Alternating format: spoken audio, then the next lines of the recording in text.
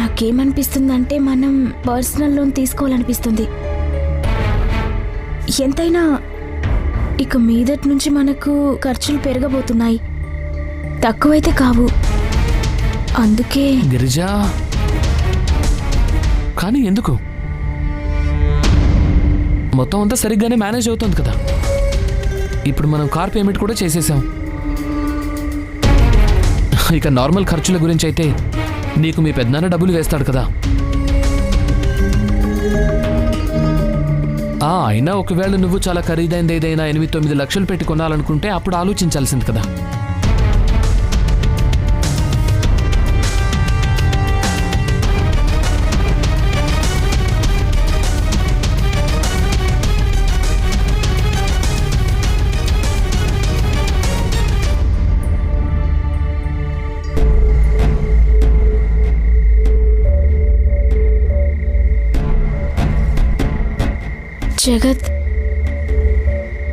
జగత్ విషయం కాస్త సీరియస్. అది యాక్చువల్లీ జగత్, నేను పెద్దనాన్నతో డబ్బుల సహాయం తీసుకోవడం ఆపేశాను.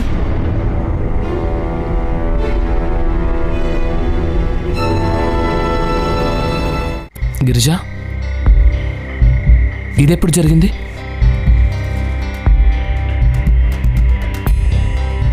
అది ఇందాక కాసేపటి క్రితమే.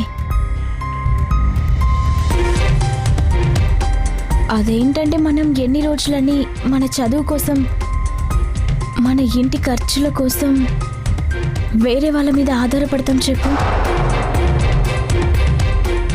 జగత్, నాకు చాలా విచిత్రంగా అనిపించింది. మనం ఎంత పెద్దవాళ్ళం అయ్యాము, ఇప్పటికీ ఆయన దగ్గర డబ్బులు తీసుకోవడం అంటే ఇది కరెక్ట్ కూడా కాదు. ఎందుకంటే ఆయనకి ఇంకా జీవితం ఉంది.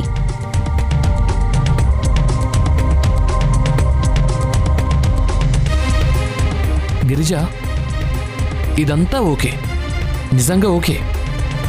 కానీ ఇంత పెద్ద నిర్ణయం తీసుకోవడానికి ముందు నాకు చెప్పడం అవసరం అనిపించలేదా నీకు? నీ నిర్ణయం వెనక నీ ఇంటెన్షన్ గురించి అయినా కారణమైనా నేను అంగీకరిస్తున్నాను. కానీ ఇంత పెద్ద నిర్ణయాన్ని నువ్వు ఒంటరిగా ఎలా తీసుకున్నావు? నీకు అనిపించలేదా ఈ నిర్ణయాన్ని నువ్వు నాతో షేర్ చేసుకోవాలి అని? ఒకసారేమో నువ్వు నాకు చెప్పకుండానే కార్ తీసుకొచ్చి పెట్టేశావు, కొన్నిసార్లు చెప్పకుండా భోపాల్కి వెళ్ళిపోతావు, మళ్ళీ ఇప్పుడేమో ఇది.